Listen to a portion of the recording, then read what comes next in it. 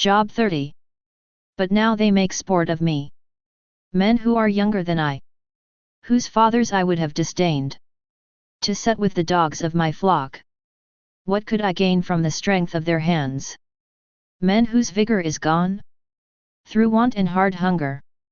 They gnaw the dry and desolate ground. They pick mallow and the leaves of bushes, and to warm themselves the roots of the broom. They are driven out from among men. They shout after them as after a thief. In the gullies of the torrents they must dwell, in holes of the earth and of the rocks. Among the bushes they bray. Under the nettles they huddle together. A senseless, a disreputable brood. They have been whipped out of the land.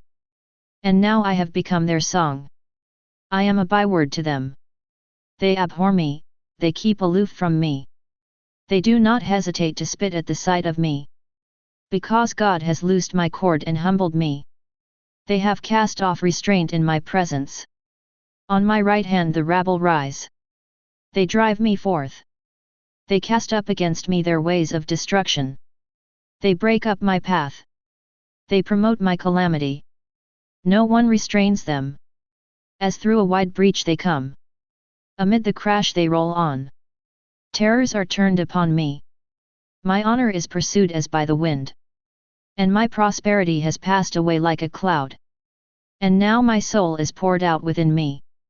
Days of affliction have taken hold of me. The night racks my bones. And the pain that gnaws me takes no rest. With violence it seizes my garment. It binds me about like the collar of my tunic. God has cast me into the mire. And I have become like dust and ashes. I cry to thee and thou dost not answer me. I stand, and thou dost not heed me. Thou hast turned cruel to me. With the might of thy hand thou dost persecute me. Thou liftest me up on the wind, thou makest me ride on it. And thou tossest me about in the roar of the storm. Yet, I know that thou wilt bring me to death, and to the house appointed for all living. Yet does not one in a heap of ruins stretch out his hand, and in his disaster cry for help? Did not I weep for him whose day was hard? Was not my soul grieved for the poor? But when I looked for good, evil came. And when I waited for light, darkness came. My heart is in turmoil, and is never still. Days of affliction come to meet me. I go about blackened, but not by the sun.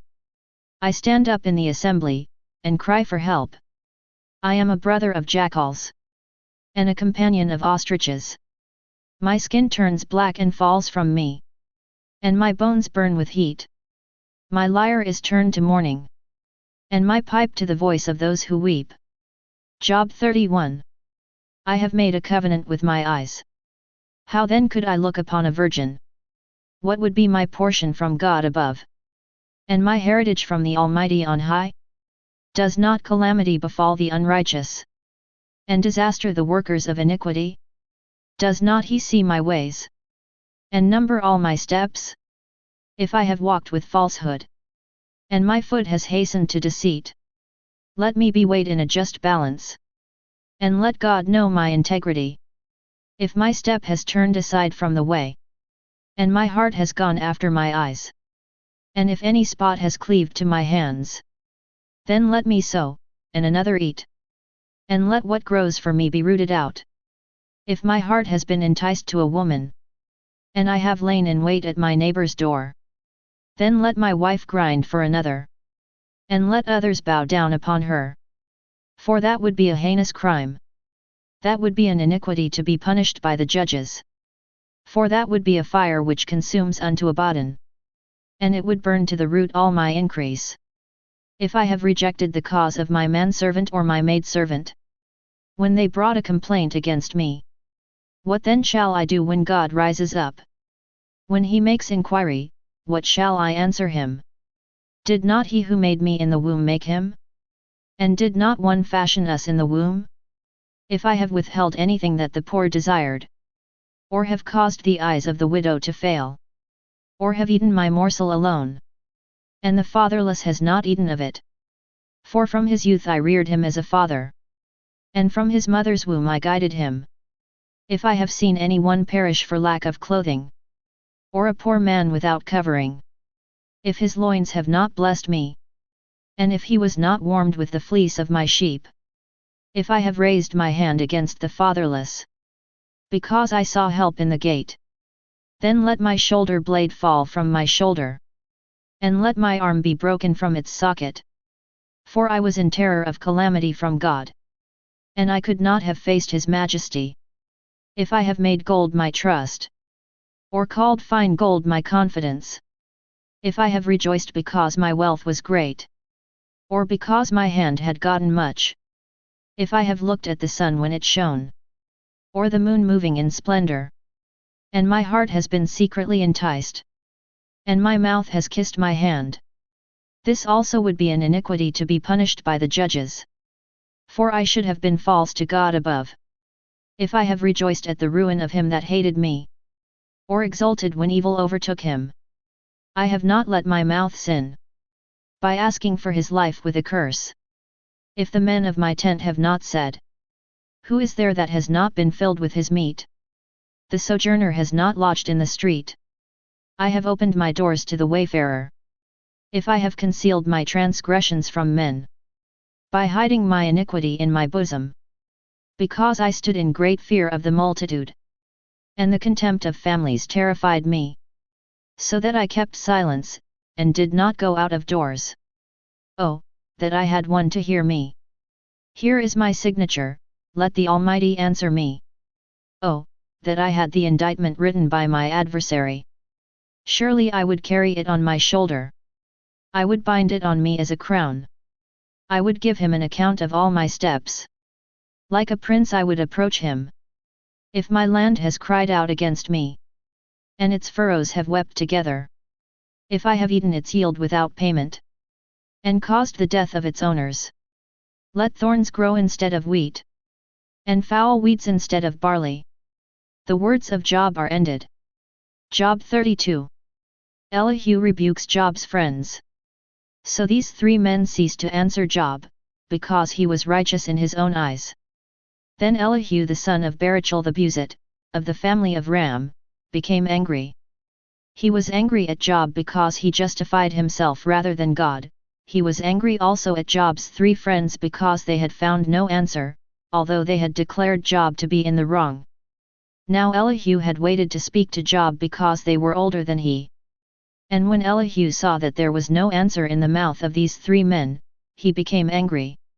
And Elihu the son of Barachel the Buzite answered, I am young in years, and you are aged. Therefore I was timid and afraid to declare my opinion to you. I said, let days speak, and many years teach wisdom. But it is the spirit in a man, the breath of the Almighty, that makes him understand. It is not the old that are wise, nor the aged that understand what is right. Therefore I say, listen to me. Let me also declare my opinion. Behold, I waited for your words. I listened for your wise sayings. While you searched out what to say, I gave you my attention. And, behold, there was none that confuted Job, or that answered his words, among you. Beware lest you say, we have found wisdom. God may vanquish him, not man. He has not directed his words against me, and I will not answer him with your speeches.